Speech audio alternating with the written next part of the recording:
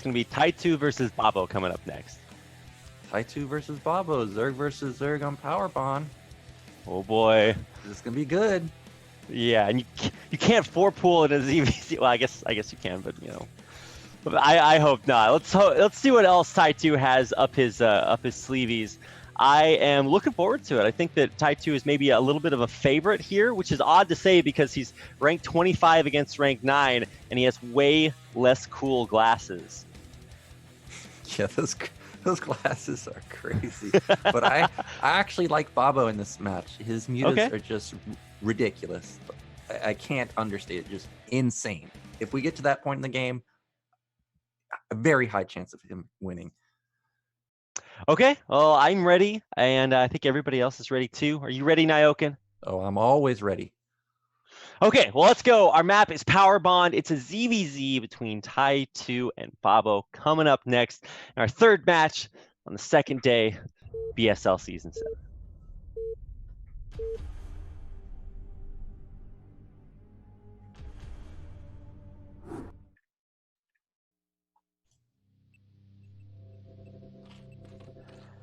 All right, let me just check and make sure. Okay, there's drones building on both sides. Oh, all right, a sigh of relief has been had. In the green in the upper right-hand corner, the American Zerg player, Ty2. And in the bottom middle, got the Chilean Zerg. It is Babo. Yeah, every time I'm in game with Ty2 spectating, I always just scroll to his base immediately to see if there's any larva being used. This time, no 4-pool. I loved how you said can't 4-pool in ZVZ. I don't know, Rapid. I wonder if Ty2 ever 4-pools in ZVZ. I don't think I've seen it, but I don't doubt that he does it. Oh no, he is clearly very well versed in his 4-pool shenanigans. I'm honestly like a little bit sad because obviously like you can do it, but it's like an unspoken rule. It's like, you don't shake hands with a guy that does that against you. But it's still going to be exciting to watch from Ty2. Let's check out what the opening builds are going to be on both sides. It looks like basically identical. Actually, no, Ty2 getting gas. Yeah, I'm trying to think back to previous BSL. I think it was Kami Zerg who did something like this. He had a faster gas, and Kami Zerg unluckily had bad structure positioning and ended up losing the games, but he always had a gas lead. And Ty2's already got the faster gas. Looking at how this is lining up, gas should be starting for Babo pretty soon, but Ty2's probably gonna have like a 150 170 gas lead. That's 1 or 2 mutas or even 4 Scourge, and that might be the difference maker when we actually have a big muta Scourge battle.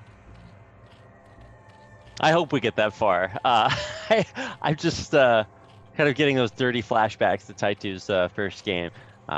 Clearly a player that can play all kinds of styles. Actually, one of the coolest parts about watching Ty2 play ZVZ is that he's actually one of the rare players that can come back. I remember he beat Eon Zerg by going spores instead of mutas, getting that early hatchery up and then just defending with spores, and then transitioning from that into mid-game ZVZ, which is not something that you see all that often. And he's really good with like the spore positioning and being able to use that static defense against the very mobile mutas to hang on and slingshot himself with an economic advantage later on if he goes something like 12 hatch versus 9 versus fast mutas. So anything's possible, but at least right now we're seeing Babo go for the faster expand, or the only expand, getting that 12 hatch out.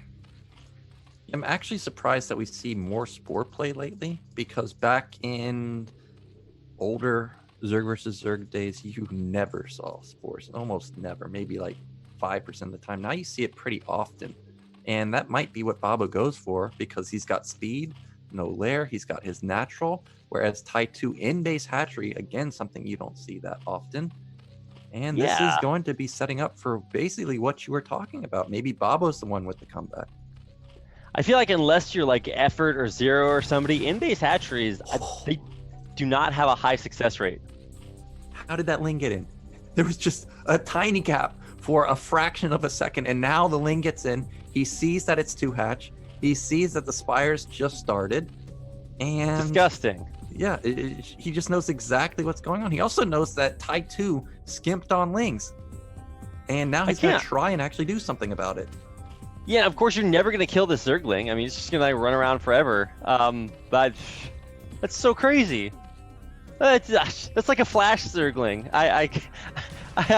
And he's like almost killing drones. Wait, is it? No way he kills this. No. Oh my god. He did. Okay, well, he's killing drones with one Zergling in the back. Anything is possible. Crazy by Babo, already kind of tipping the scales in his favor. Yeah, he attacked the front, drew attention there, killed the drone. This is what Babo does. He plays 2v2 so much. 2v2 is very low eco. So moves like this happen quite often. You can see that coming in to play here. Meanwhile, Spire is getting close to finishing. Babo's going to match the Spire. I'm pretty surprised that we don't see an evolution chamber just yet. Yeah, I've been waiting for it. There it is, finally on the way. Babo will have those spores up eventually. Muta's about to pop here, or not about to be built, and there they go. 3 instantly in production. It's me getting a few more of that macro hatch, but you know, the stalemate at the front. A lot of times the 9 hatch player, I say 9 hatch because that's kind of the way we went this game with the in base, but the fast Muta player is the one with all of the impetus. He's the guy trying to make it happen, but you also have to make sure that you don't die to Lings while your Mutas are across the map. And I mean, Babo's already killed the drone so far. Yeah, I like Ty2's position. Now, okay, this Spore, it's at the front. I don't know if that's really the greatest position. And Power Bond is, oh no, Babo got his drone blocked in his main. He wants to build a Spore there. There's no real defense. Luckily I say, he loses just an Overlord instead of losing his main. Also, look at the Spore colony position versus where the Spire is. The Spire could get potentially picked off. If you went straight into the main right now, can you kill that before it finishes? No, I don't think you could, but I think he could kill it before Mutas pop out. Babo's broke. Yeah, he actually just has no money. Oh my gosh. So the Spore finishes, but look, he's already lost, what is that, 4 drones? Ooh. I mean, the perfect timing on the hit there from Ty2. He also does not really have to worry about the Lings, because he's built a bunch more Lings himself and pushed Babo back there. So, man, it's kind of the worst of both worlds here for Babo. He had to invest so much on that Spore infrastructure. He just does not have an economy at all. Well, this is the danger of Spores. Well, Ty2's not abusing it this time, but a lot of players, what they'll do is they'll build a large amount of Lings like Ty2 has, sit where he is right now, and fight over this ramp. Soften up the Lings, nice control, killing off the Scourge. Ooh. And then once he gets the Lings, either out of position or at a lower count, you just run into the main. And then what's in the main? There's no Sunkens, it's just Spore. And then you have Mutas plus Lings engaging Lings on the ramp, and you just run them over.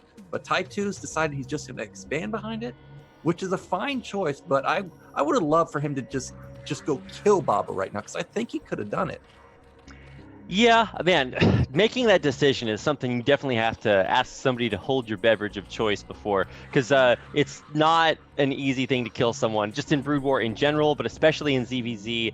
You run up against some wacky Sim City, your Lings bug out or something, craziness can happen. But I think the Muta advantage is obviously pretty gigantic here for Ty2. He's got basically complete map control, and even though eventually Mutas will come out from Babo, he is kind of holding on for dear life right now, and once again has a terrible economy.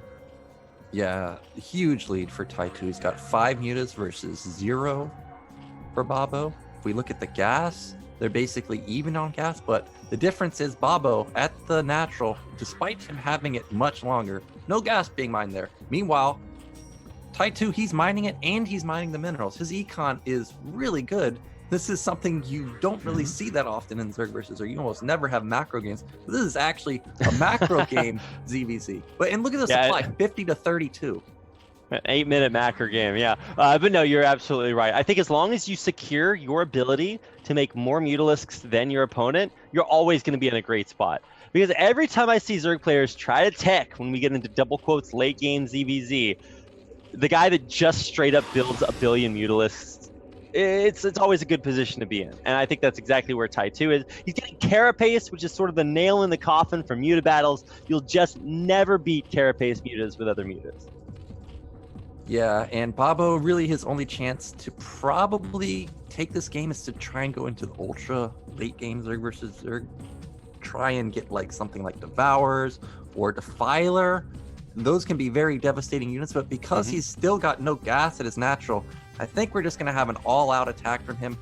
Probably build up maybe just to one control group of mutas and pray that he can bust through, but the econ of Ty2, like, it's just way too strong. This is never going to work.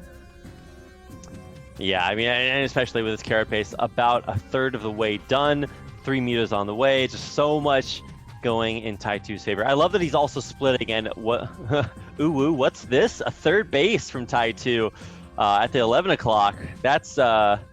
I've seen a third. I guess that's actually a fourth hatchery because he has double hatches in his main. Yeah.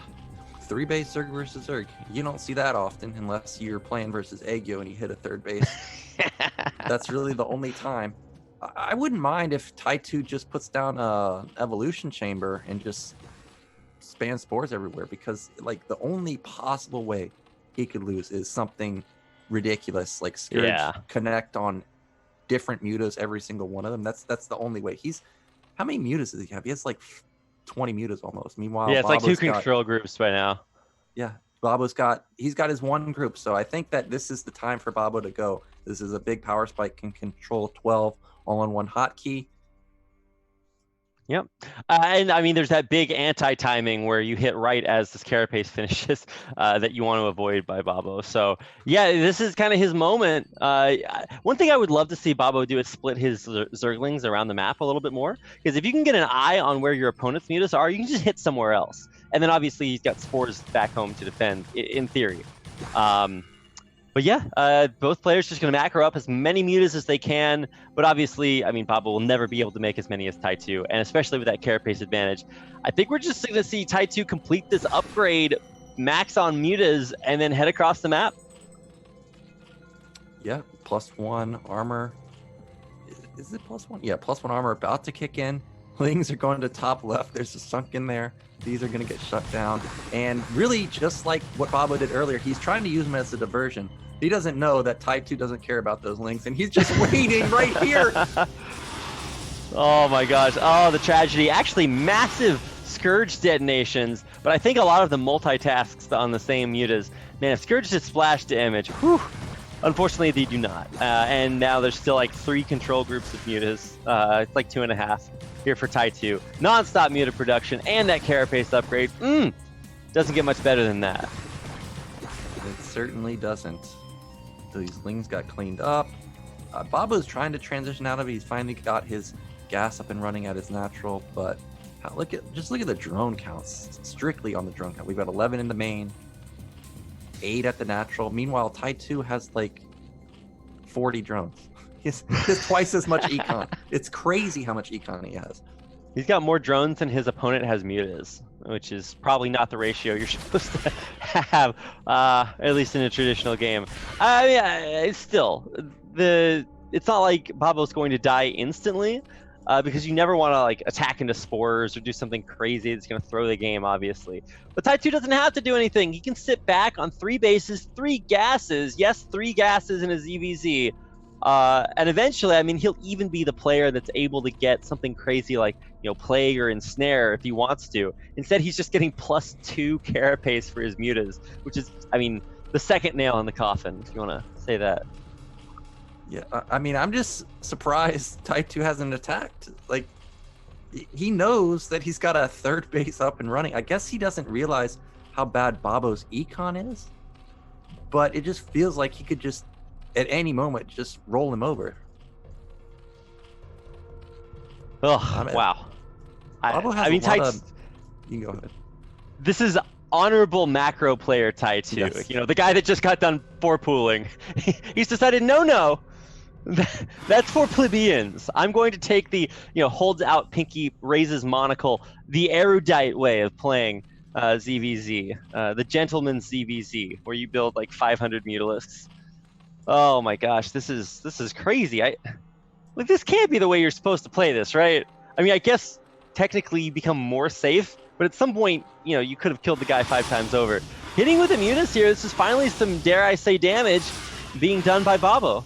Yeah, this is what I was kind of worried about, because you know what Babo does is he sends one group and then attacks the other. Where is he going? To the main. So he shut down that mineral line. He's going to shut down the main mineral line. All of the mutas went to the left side. I love this. He split his mutas back to the base. So the mutas aren't actually, Ty2's not actually chasing Babo's mutas. He's going to lose that base. And now finally he realizes, aha, I've been duped. He's going back to take care of those mutas. But almost every drone's dead by now. Yeah, but Babo, meanwhile, in the main is going to lose all of these mutas. And Ty2, I mean, he really didn't lose that much. He lost drones, but that doesn't matter. GG. Ah. Okay, it was cool there for a second, but ultimately, the one true force of having more mutas than your opponent wins out in the end. Congratulations, Ty2!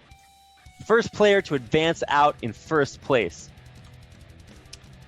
Yeah, and I really thought that Babo was going to put up a better showing than that, but Ty2 showed that at least this build worked really good versus Babo's style.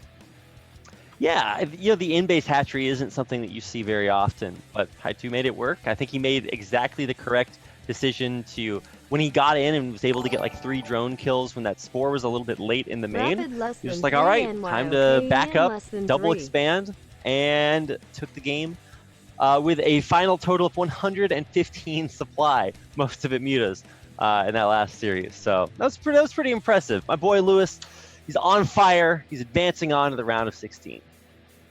Yeah, so Ty2 in the round of 16.